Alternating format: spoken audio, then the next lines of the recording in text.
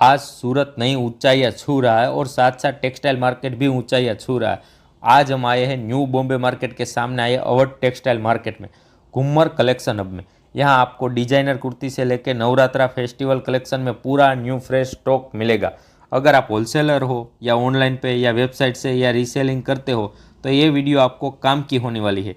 यहाँ पे branded kurti, designer kurti, Anarkali gown, coat set, Lucknowi kurti set, Jaipuri kurti pant, Jaipuri three piece, cotton batik print जैसे कई आइटम मिल जाएगी। और नवरात्रि आ रही है तो Navratra special collection full stock के साथ आ गया है, जैसे कि lehenga, chaniya choli, kedia, Navratri skirt, fancy blouse, multi colour के लहंगे, डिजाइनर नवरात्रि लहंगा, नवरात्रि टॉप और नंबर 1 फैब्रिक के साथ मिलेगा।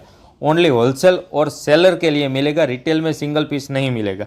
तो जल्दी से विजिट कीजिए घूमर कलेक्शन हब में। ज़्यादा जानकारी के लिए मोबाइल नंबर और एड्रेस लिस्ट पर है, तो जल्दी कॉन्टेक्ट कीजिए।